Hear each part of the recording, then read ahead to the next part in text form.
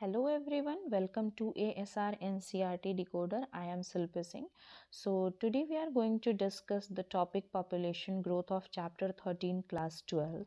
So in earlier videos we learned about how we affect it and what the effect we show, which type of responses we have, what the population is and what the different things are. Okay, so हम लोग आज देखने जा रहे हैं क्या ही है हमारे साइज का, पॉपुलेशन का साइज क्या है, कैसे बढ़ेगा कैसे घटेगा, है ना। तो चलिए हम लोग देखते हैं। इसमें बता रहा है कि size of a population of any species is not a static parameter, it keep changing with time. समय के साथ साथ हमारा जो पॉपुलेशन का ग्राफ है वो बढ़ता घटता रहता है। ये कैसे एडिशन होता रहेगा, सब्सट्रैक्शन होता रहेगा, बहुत सारे फैक्टर्स भी हैं। अगर आप बात करो फैक्टर्स की तो उनकी अवेलेबिलिटी कैसी है, उनका प्रोडेशन प्रेशर कैसा है, वेदर में वो सर्वाइव कर पा रहे हैं कि नहीं, उनकी खाना अगर नहीं है तो वो मर जाएंगे। बहुत ज़्यादा अगर कम रिसोर्सेज है, बहुत ज़्यादा फाइट होने लग गया, कॉम्पिटिशन हो गया तो भी वो सर्वाइव नहीं कर पाएंगे। अगर कोई ऑर्गेनिज्म है उनकी बॉडी पे कोई प्रीडेटर है तो भी वो सर्वाइव नहीं कर पाएंगे। एडवर्स वेदर है तो भी वो सर्वाइव नहीं कर पाएंगे। तो ये बहुत सारे ऐसे चैलेंजेस हैं जो हमारे पॉपुलेशन को इंक्रीज और डिक्रीज करने में रोल प्ले करते हैं। So here it's given four different things, that is natality. Natality मतलब एक पर्टिकुलर एरिया में जन्म लेने वाले लोगों की काउंटिंग को नेटालिटी बोलते हैं। Refers to the number of birth during a given period in the population that are added to the initial density. पहले जितना घनत्व था हमारे जगह का, उसमें जितने लोगों का जन्म हुआ उसकी काउंटिंग को ऐड कर देंगे, तो वो जो जन्म हुआ उनकी काउंटिंग ही आपकी क्या है, नेटालिटी है। Mortality same, that is death, कि कितना हमारे पॉपुलेशन में पूरी डेंसिटी में कितने लोगों की डेथ हुई, the counting of that death people are known as mortality. Immigration मतलब बाहर से कहीं घूमते घूमते आपके पास चले आना। So number of individual of same species that have come into the habitat from elsewhere. तो same species, the very important thing is कि सेम स्पीसीज का कोई अगर एनिमल है वो आपके जगह में आ जाता है, रहने लगता है, तो उसको हम क्या बोलते हैं, इमिग्रेशन बोलते हैं। इमिग्रेशन क्या है कि कुछ लोग हैं उस पॉपुलेशन के, सपोज कीजिए कि अगर आप साइबेरियन क्रेन की ही बात करें तो आपके साइबेरियन क्रेन में उतने सारे साइबेरियन क्रेन में 10 क्रेन जो हैं वो कहीं और चले जाते हैं, ठीक है। तो हमारे जो पूरा पॉपुलेशन था साइबेरियन क्रेन का उसमें हम 10 और घटा देंगे डिजर्ट, तो that is number of individual of the population who left the habitat and gone elsewhere. कहीं और चले गए हैं, थोड़े ही समय के लिए चले गए हैं बट चले गए हैं, उनको हम क्या बोलेंगे, इमाइग्रेशंस बोलेंगे। ओके, इमाइग्रेटर्स बोलेंगे। So here the population density is, देखिए इमिग्रेशन को जोड़ दिया गया है, इमिग्रेशन को माइनस कर दिया गया है, नेटालिटी बर्थ को जोड़ा गया है, मोर्टालिटी डेथ को घटाया गया है। सो एन अगर पॉपुलेशन डेंसिटी है टाइम टी के साथ, तो टाइम टी प्लस 1 के लिए क्या हो जाएगा, N T plus 1 is equal to N T plus B plus 1 minus D plus E.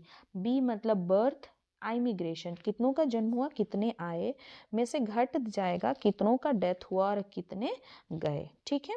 You can see from the above equation कि पॉपुलेशन की डेंसिटी में हमने बी प्लस आई को जोड़ा है और डी प्लस ई को घटाया है, मतलब कितनों की डेथ हो गई कितने चले गए उनको माइनस कर दिया है, कितनों का जन्म हुआ और कितने आए उनको ऐड कर दिया है।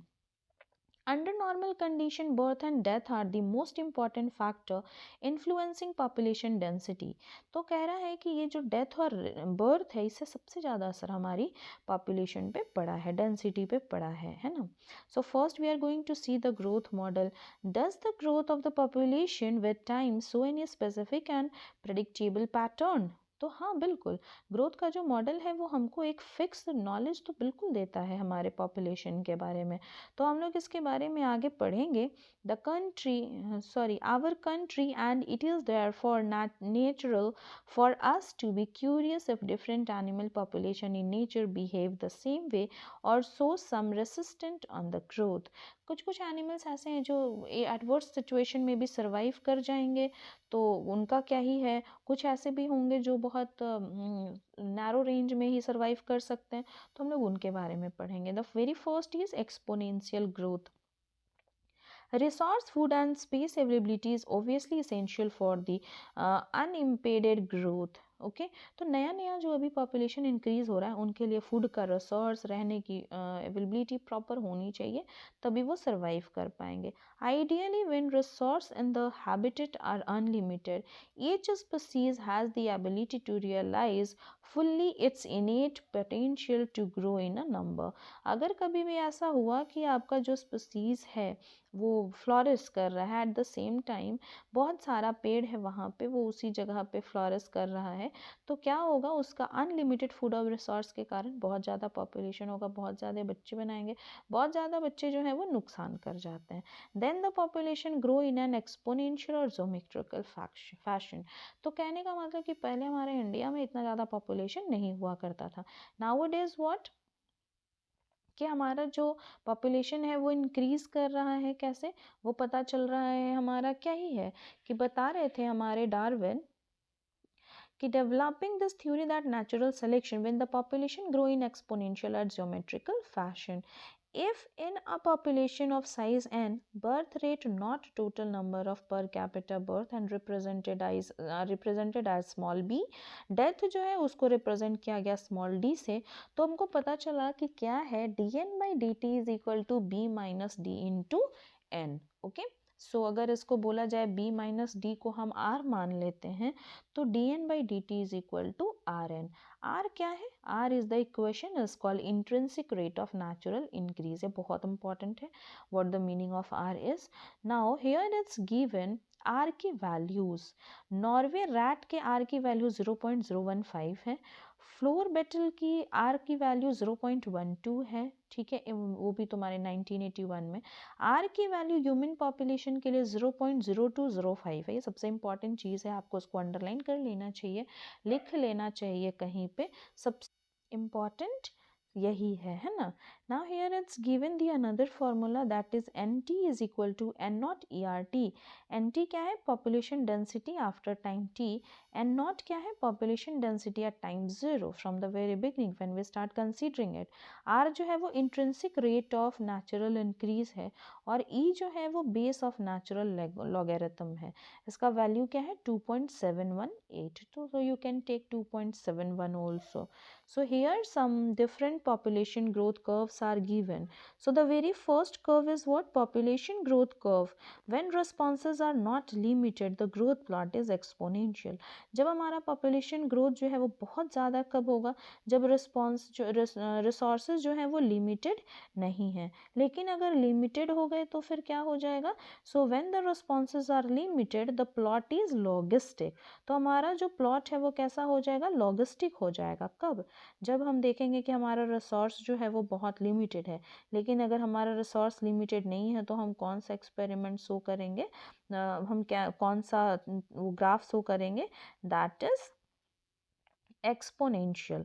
सो एक्सपोनेंशियल में क्या है कि हमारा जो आप देख रहे हैं D N by D T is equal to R N, जो अगर गेहूं की अनाज की बात की जाए तो जैसे जैसे गेहूं के अनाज को हम लोग इंक्रीज़ किए जा रहे हैं वैसे हमारा पॉपुलेशन इंक्रीज़ कर रहा है, लेकिन अगर लिमिटिंग ग्रोथ की बात की जाए तो एक फिक्स समय तक ग्रोथ बढ़ता है। जैसे आप अगर ले लो बटरफ्लाई के बच्चे, तो बटरफ्लाई का अंडा वो बी वाले सेक्शन में देखो, बी ब्लू सेक्शन जो है, मधुमक्खी का बच्चा या फिर आप छोटे से जो भी कीड़े हैं उसके बच्चे को ले लो, तो वो बहुत ज़्यादा फ्लोरिश करते हैं, लेकिन जब वो बहुत ज़्यादा फ्लोरिश करने लग जाएंगे तो एक समय के बाद उनके रिसोर्स ख़त्म हो जाएंगे और फिर उनकी डेथ आ जाएगी, तो that is known as what, that is known as लॉगिस्टिक।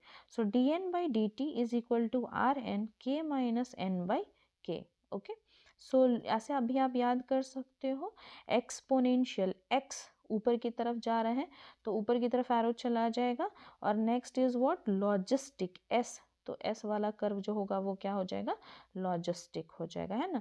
Any species growing exponentially under unlimited resource condition can reach enormous population density in a short time. कोई ऐसा ऑर्गेनिज्म है जिसका कोई प्रेडेटर नहीं है, तो अगर वो सर्वाइव कर रहा है जिसका कि कोई भी प्रेडेटर नहीं है, तो बोला जाए कि इनका जो डेंसिटी है वो बहुत जल्दी बढ़ जाएगा। मतलब कोई बटरफ्लाई, उसको खाने वाली कोई चिड़िया है ही नहीं, तो बटरफ्लाई बहुत आसानी से अपने पॉपुलेशन को इंक्रीज कर लेंगे, है ना। So here example is given कि किंग और मिनिस्टर की स्टोरी दी हुई है। वो लोग चेस खेलते हैं, किंग जीत जाता है और फाइनली वो जितना भी अनाज मांगता है उसको वो मिल जाता है। Now come to the logistic growth. No population of any species in nature has its disposal unlimited resource to prevent exponential growth. तो लॉजिस्टिक ग्रोथ में क्या बताते हैं, कोई भी पॉपुलेशन जो है किसी भी स्पीसीज का अगर है, उसका जो अनलिमिटेड रिसोर्स है वो उसके एक्सपोनेंशियल ग्रोथ की तरफ इशारा करता है। Okay, this leads to competition between individual of limited resource. Eventually the fittest individual will survive and reproduce. ये तो मेंडल का कहना था, fittest will survive only. The individual of many countries have also realized this fact and introduce various resistant with a view of human population. तो बोल रहा है कि हम लोग देखते हैं limit and nature carrying capacity for the species of the habitat. Her species के लिए इनकी कैरिंग कैपेसिटी डिसाइड की गई, ठीक है। So the population growing in a habitat with limited resource, so lag phase followed by phase of acceleration and deceleration and finally asymptote. तो बोला जाता है कि जब पॉपुलेशन की डेंसिटी जो है वो बढ़ेगी तो ए का जो प्लॉट है वो भी डिफरेंट हो जाएगा, सिग्मोइड कर्व में हो जाएगा। This type of population growth is called Verhulst Pearl logistic growth. तो ये बहुत इंपॉर्टेंट है, अंडरलाइन कर लीजिए, वर्ल्डहर्स्ट पर्ल लॉजिस्टिक ग्रोथ, है ना। तो formula is what, D N by D T is equal to R N K minus N by K. N क्या हो जाएगा, population density at time T. R क्या हो जाएगा, extrinsic rate of natural resource, and K हो जाएगा carrying capacity. Okay, now since resource for growth for most animal population are finite and became limiting sooner or later, the logistic growth model is considered as more realistic one. तो सबसे ज़्यादा realistic हम किसको मानते हैं, logistic को मानते हैं। Okay people, so next video we will learn about what the variation is and what happened, what the variation is and what happened in population interaction. Okay, so thank you everyone, take care.